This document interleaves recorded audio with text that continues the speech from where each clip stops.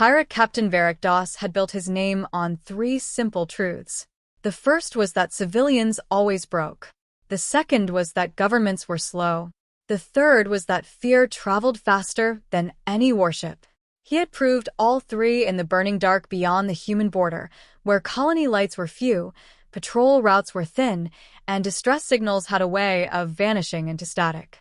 The humans had been easy at first. Too easy.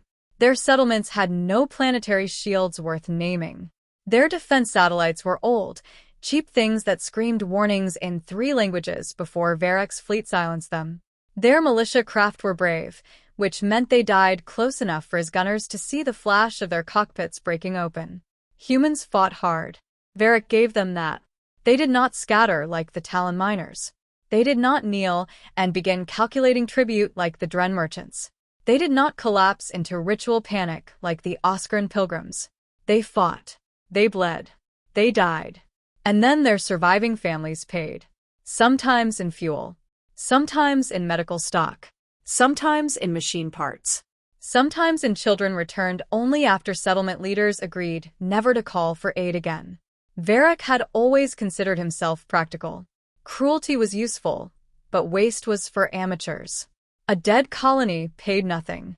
A terrified colony paid forever. His fleet understood that. The broken tide was not some rabble of desperate raiders in patched gunboats. It was a fleet. A real one. 19 ships. 3 heavy cruisers stolen from old war graves and rebuilt with black market cores. 6 attack frigates. 8 cutters. 2 carrier barges packed with boarding craft, drones, and atmosphere-capable raiders. They had enough guns to threaten small governments. They had enough speed to vanish before large ones could answer. And now, at last, they had frightened humanity enough to make them do something stupid. Varek stood on the command bridge of his flagship, the Razor Oath, staring through the forward display at the black between stars. He was waiting for the human fleet. His bridge crew moved around him with practiced discipline. Not Navy discipline. He hated that stiff, ceremonial nonsense. Pirate discipline was cleaner. Obey quickly or die slowly. It left very little room for confusion. Long-range sweep. Varek asked. His sensor officer, Rel, bent over her station. Thin green eyes flicked across the display. No contacts, Captain. No contacts, Varek repeated. No confirmed contacts, Rel corrected quickly. Debris, dust wake. Thermal residue from our own engines. Nothing with the drive signature. Varek's jaw tightened. That was wrong. Humans were emotional creatures. He knew that much. Emotional species followed emotional patterns. Attack their military and they counterattacked. Attack their trade, and they negotiated. Attack their civilians, and they screamed. The broken tide had struck 4 human settlements in 13 days. New Carver. Ellis Drift. Point Loma Station. A little farming moon called Mercy. Mercy had been the loudest. Varek had chosen it for the name. He had expected outrage. He had expected declarations. He had expected human warships crossing into the dark with engines burning too hot and captains too angry to think. Thank you for listening to Human Review Advised.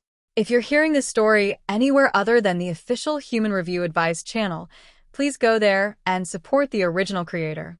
If you are listening on Human Review Advised, a like, comment, and subscribe would mean a lot. It helps the channel grow and helps more people find these stories. Now back to the story. He had arranged the fleet accordingly. The broken tide waited inside the dust shadow of a dead moon, its ships spread in a crescent formation, weapons cold, reactors low, ambush routes plotted. If the humans came in force, they would find pirates scattered and afraid. Then Varek would close the trap. He had rehearsed it a dozen times. Let the human vanguard advance. Jam their comms. Cut them apart from 3 vectors. Capture 1 intact ship if possible. Broadcast the survivors begging for ransom. Simple. Profitable. Memorable. But no warships had come. Not one. No fleet, Varek muttered. His first officer, Brack, stood at his side. Brack was huge even for Gorza, all thick shoulders and scar tissue. One tusk had been capped with metal after a boarding action near Valor's Ring. They are cowards, Brack said. Varek did not answer. He wanted to believe that. He truly did. Cowards were simple. Cowards paid. Cowards could be predicted. But the humans had not sounded like cowards on Mercy. One of their settlement officers, a woman with blood down one side of her face, had stared into the transmission feed, while Varek gave her terms. "You don't understand what you just did," she had said. Varek had laughed at her. Then he had vented 3 habitation blocks and asked if she understood the terms better. She had paid. Eventually. They all did. "Maybe they're gathering a larger force," Rel said carefully. Varek turned his head. The bridge went still. Rel swallowed. "I mean only that humans may prefer to wait until they have numerical advantage." "They are not waiting," Varek said.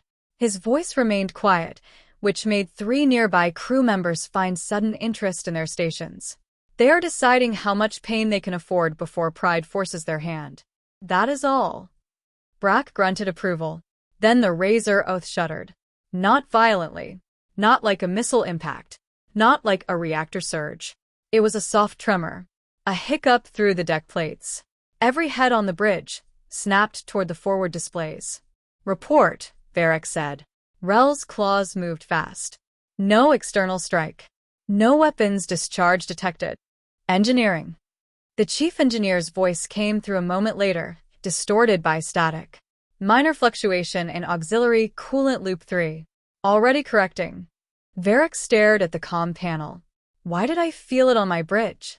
A pause. "That is, being checked, Captain." Varek stepped closer to the display. "Check faster." "Yes, Captain." The channel closed. Brack snorted. "Old ship." Varek shot him a look. The Razor Oath was old. That was true. Half the fleet was old. Stolen, patched, rebuilt, welded back together after battles its original designers had never intended it to survive. But Varek knew his ship. The Razor Oath complained loudly when something was wrong. That tremor had been too soft. Too polite. A warning chime sounded from Rel's station. She stiffened. "What?" Varek demanded. "Captain," Rel said, "the cutter Black Viren reports engine control failure." Varek turned fully toward her. "Failure. They have lost command of their main drive cluster." "Damage." "No reported damage." "Reactor?"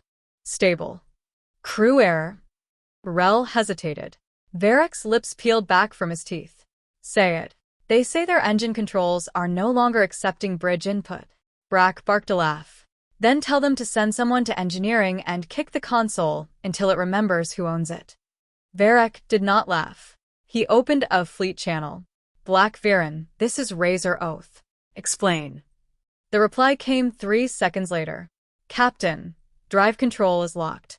Manual override not responding. Engineering crew reports the same. We still have attitude thrusters, but no burn capability." "Who locked it?" "We don't know." Varek's claws flexed. "You don't know?" "No, Captain. We're checking software now. It may be a command fault." "A command fault," Varek repeated. His bridge crew listened in silence. The Black Viren's commander rushed to fill it. "We will restore function shortly." "You will restore function now." "Yes, Captain." Varek cut the channel. One ship losing engines was irritating. Embarrassing. Possibly expensive. But not impossible. The Broken Tide had been operating hard. Long jumps. Fast raids. Cold shutdowns. Hidden anchorages. Every ship in the fleet had been pushed. "Run internal diagnostics on every vessel," Varek ordered. "Full systems. Engines first." Rel relayed the command. The fleet answered one by one. Razor Oath, nominal. Grave Maker, nominal. Red Maw, nominal. Salt Knife, nominal. Dagger 9, nominal. Hollow Saint, nominal. One after another, green markers spread across the tactical display. All except Black Viren. Varek exhaled through his nose. "There," Brack said. "One broken cutter. Nothing more." Then the heavy cruiser Grave Maker lost her forward weapons. The green icon turned amber. A dozen alerts flashed across the tactical board. Rel's voice thinned. "Captain, Grave Maker reports fire control failure across spinal guns 1 through 4. Varek stared. The Grave Maker was a brute of a ship. Ugly, overarmed, and stupidly durable. Its forward guns could split an orbital refinery in half. Varek had personally executed the last engineer who allowed one of those guns to misalign. All four, he asked. Yes. Power loss. No. Targeting loss. No. Then what? Rel listened to her earpiece, then glanced back at him. They say the guns are physically safe. The bridge was silent enough to hear the air systems hiss. Varek took one step toward her. Physically, he said. Yes, Captain. Meaning what? Rel's throat worked. Meaning the firing locks are engaged at the mount level. Brack growled. Impossible from the bridge. Yes, Rel whispered. Varek opened a direct channel to Grave Maker. Commander Sol, why are your guns safed? The commander of the Grave Maker answered with anger already in his voice. Good. Fear would have offended Varek more. I do not know. My weapon crews are on station. They report locked housings and dead local panels. Then cut them open. We are doing so. You have 10 minutes. I need 20. You have 8. Varek cut him off. The amber icon remained. Black Viren drifted engine dead. Grave Maker floated with its teeth wired shut. Still, Varek refused the first whisper of unease crawling up his spine. Malfunctions happened. Coincidences happened. The galaxy was large, old, and full of badly maintained machines. Then the Hollow Saint stopped answering fleet command. Not when silent. That would have been better. A silent ship could have lost antenna control, or suffered bridge decompression, or panicked and cut transmission. The Hollow Saint answered every hail, but only with a repeating maintenance notice. Communications routing temporarily unavailable. Please contact local systems administrator. The message played in a calm artificial voice.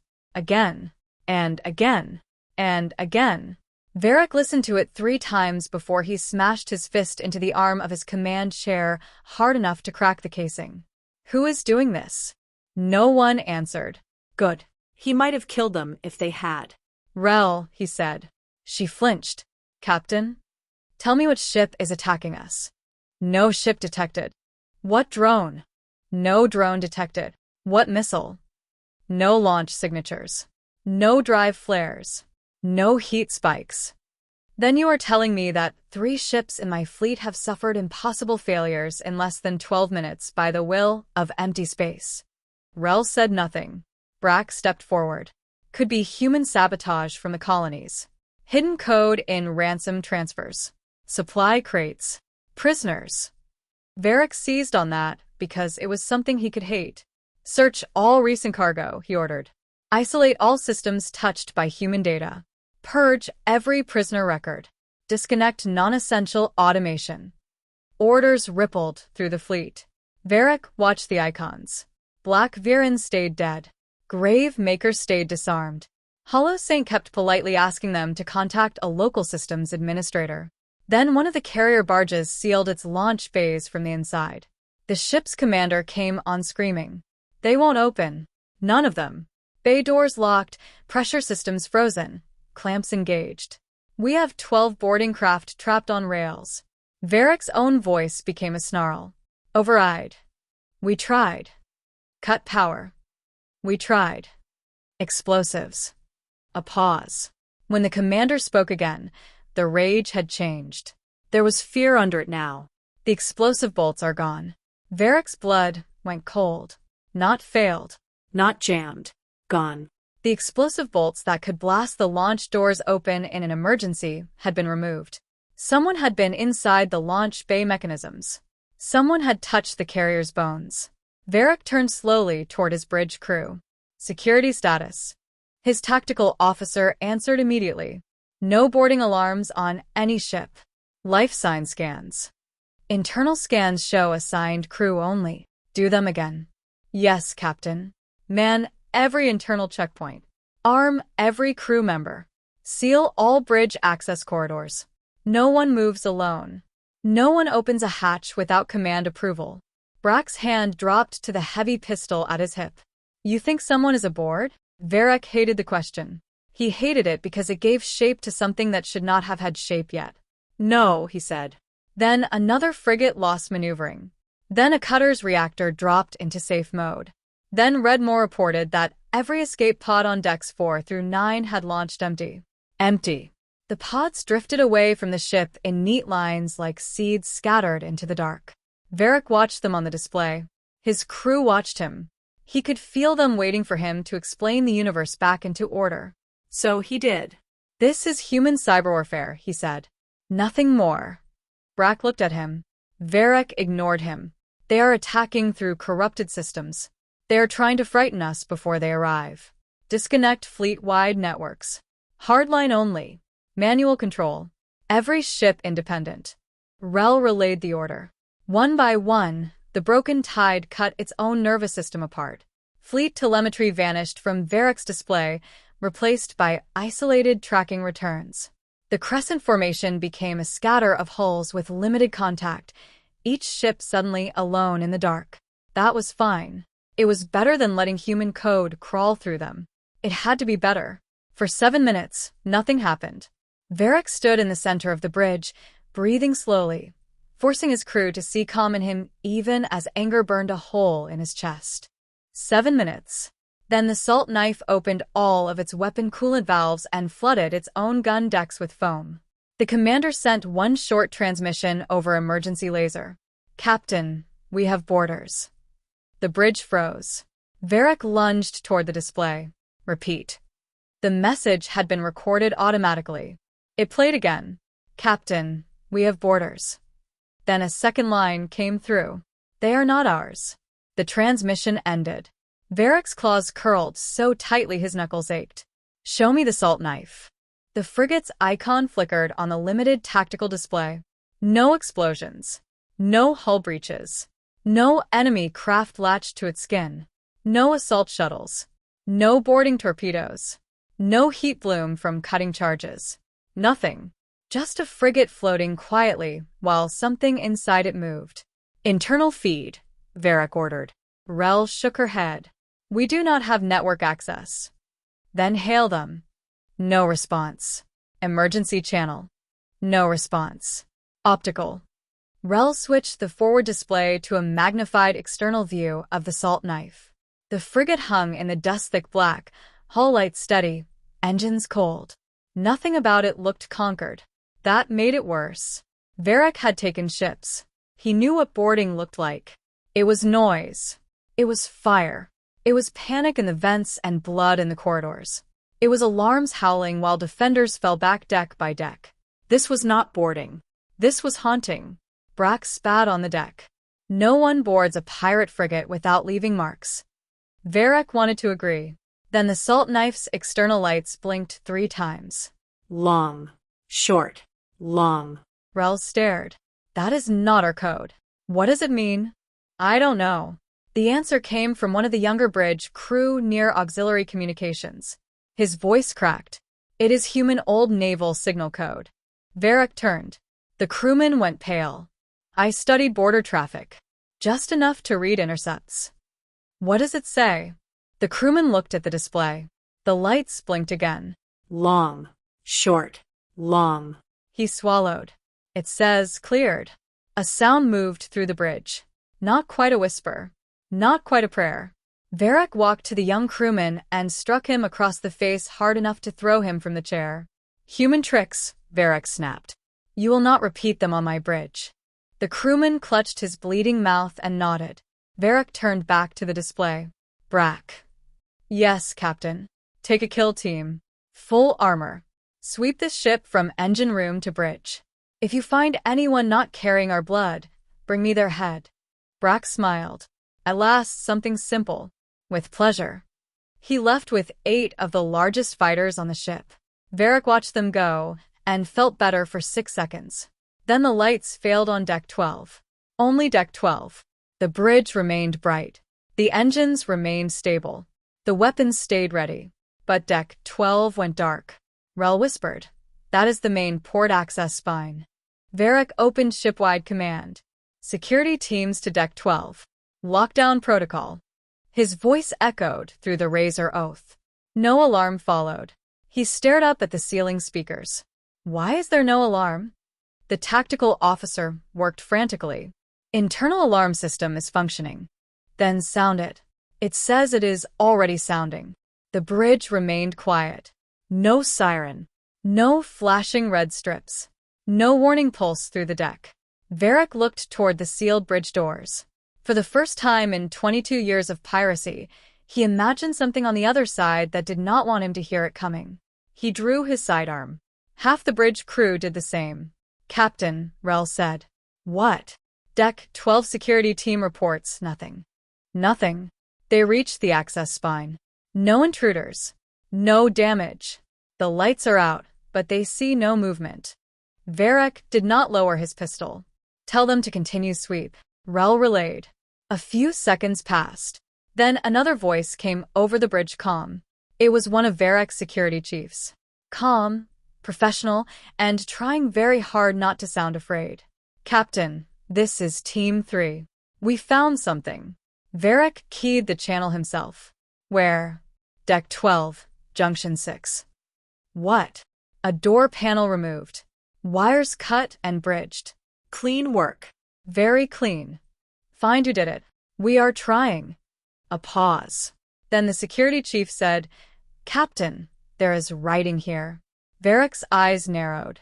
Writing? Yes. Read it. Another pause. It is in trade. Read it. The security chief breathed once. It says, you should have stayed away from Mercy.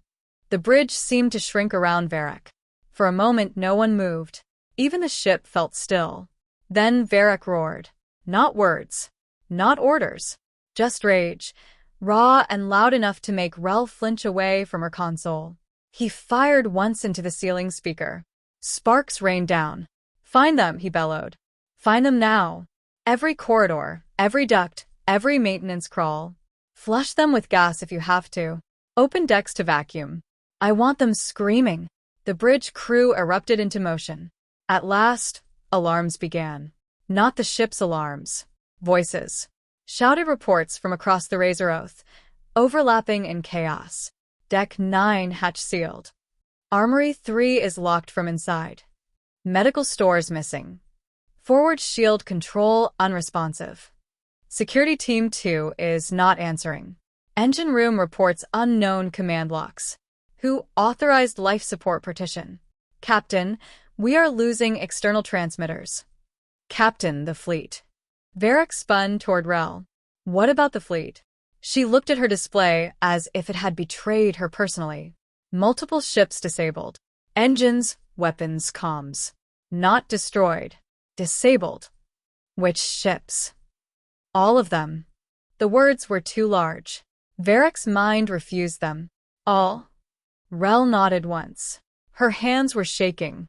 The broken tide is no longer maneuver-capable as a coordinated force. Varek shoved her aside and stared at the tactical display himself. It was true. The Crescent was gone. His fleet had become debris with crews. 19 ships. 19 prizes. 19 engines of terror that had burned colonies and outrun justice. Now they floated in silence, each marked by amber or red system icons. But they were not dead. That was what made no sense. The humans could have blown reactors. They could have breached hulls. They could have vented sleeping decks, poisoned air systems, ignited magazines, turned the fleet into a constellation of wreckage. They had not. They had taken engines. They had taken guns. They had taken comms. They had taken launch bays. They had taken command. But they had not slaughtered the crews. Varek understood brutality. He understood mercy as weakness. He understood ransom as calculation. This was neither. This was a knife cutting exactly where it meant to cut. Captain, Rel said softly. He looked at her. We are receiving one transmission. Narrow beam. Human origin. From where? She checked. Her face changed. Inside the fleet. Varek's mouth went dry. Put it through. The bridge speakers crackled. A human voice filled the room. Male. Come. Low. No anger in it. That was the worst part. This is a message to all personnel aboard ships of the Broken Tide. Remain in your compartments. Disarm and place weapons in clear view. Do not interfere with medical crews. Do not attempt to restore engines, weapons, communications, or command systems. If you comply, you will live.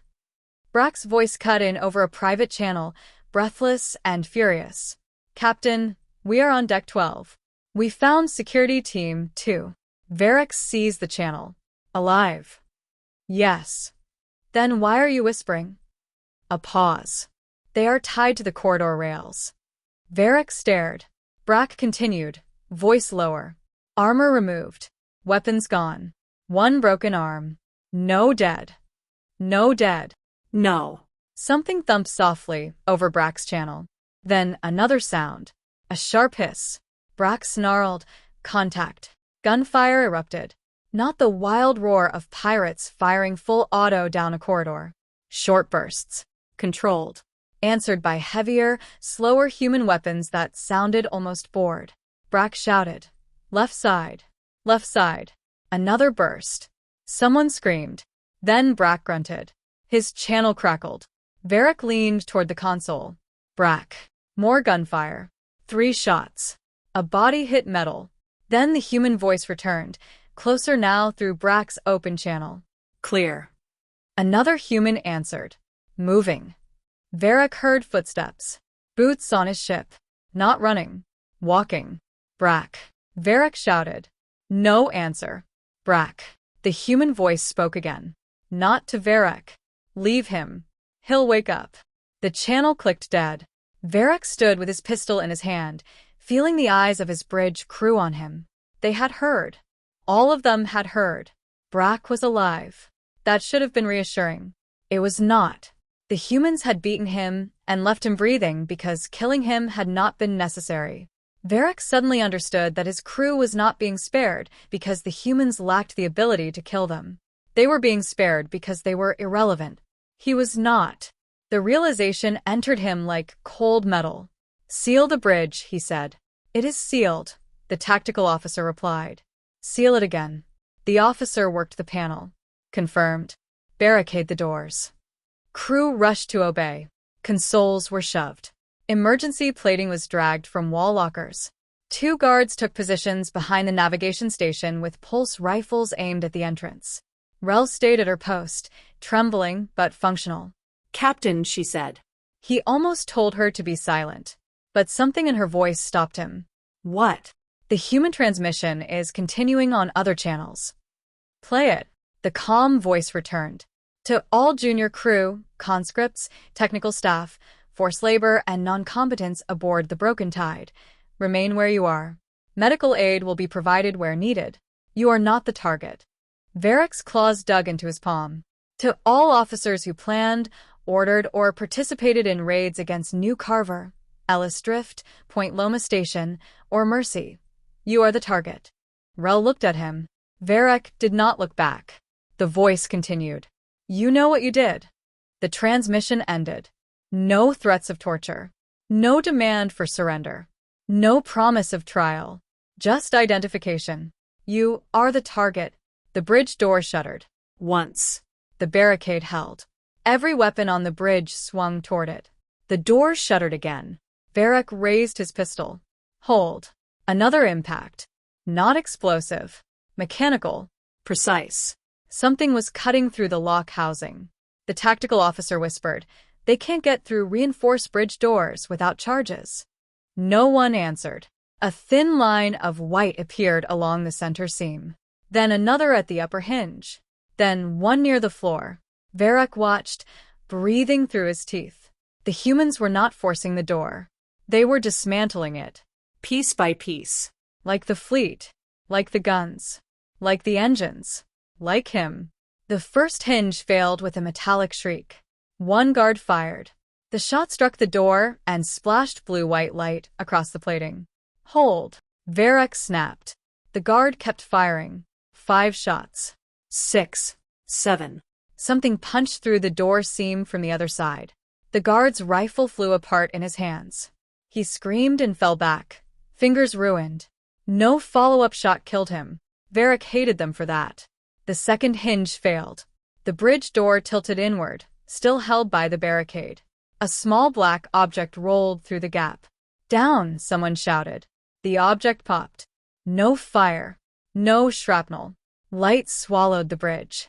Varek's eyes burned white. His ears filled with pressure. The world vanished. He fired anyway. So did everyone else. For 3 seconds, the bridge became thunder.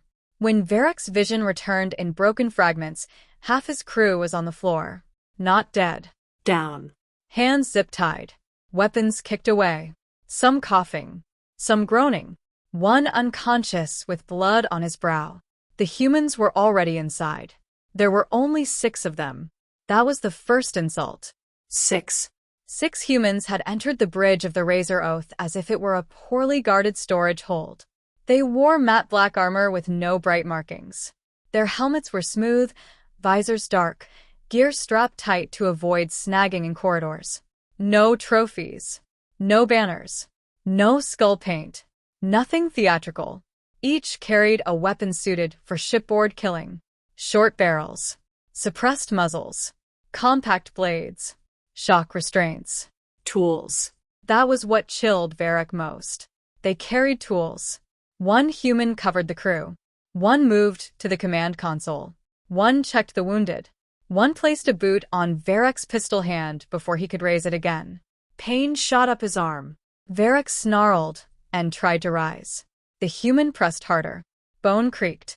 Move again, and I break it, the human said. Female voice.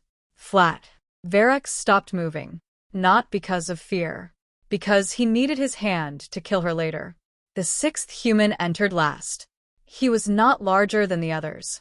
Not by much. No cape. No officer's crest.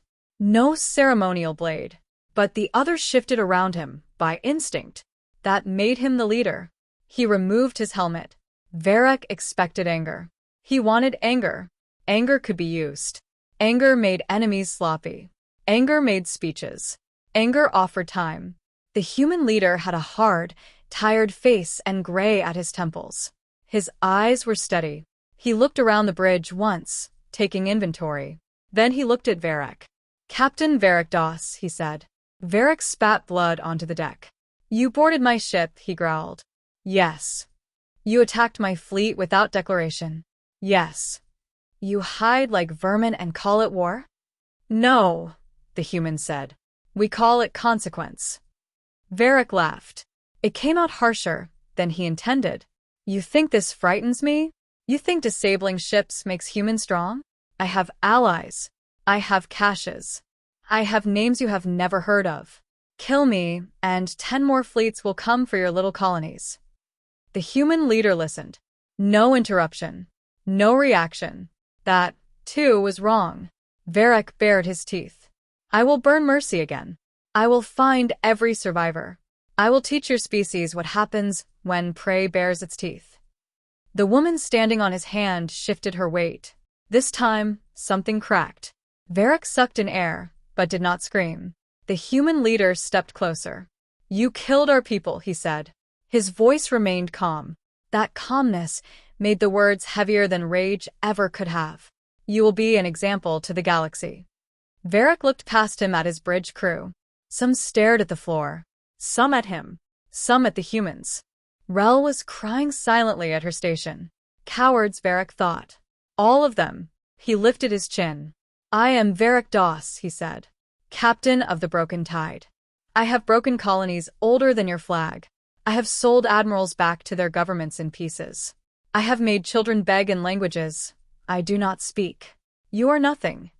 The human leader drew his sidearm. Not quickly. Not theatrically. The muzzle came up and stopped between Varek's eyes.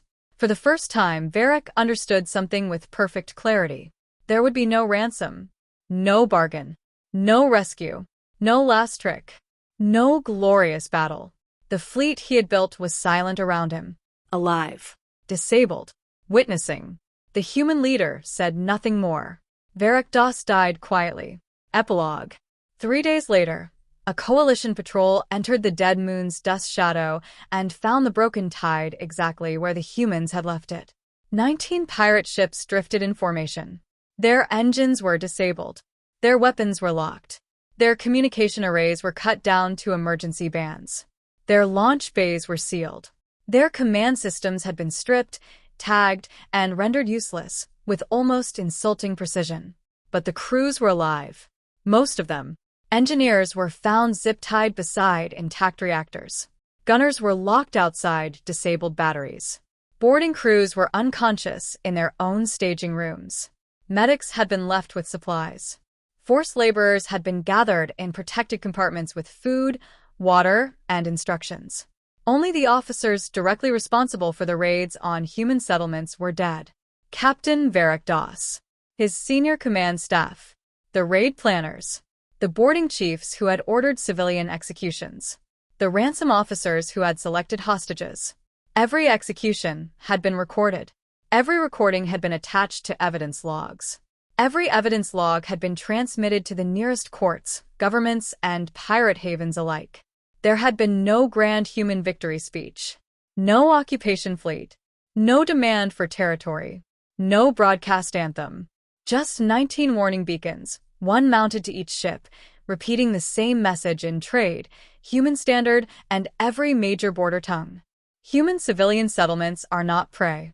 For years afterward, pirates told the story in lowered voices. Not because the humans had destroyed the broken tide. They had not. That was the part no one could forget. The humans had entered a pirate fleet at anchor, passed through hulls and corridors like ghosts, taken away its engines, guns, eyes, claws, and voice, then killed only the ones they had come to kill. They left the rest alive to tell the story. And they did.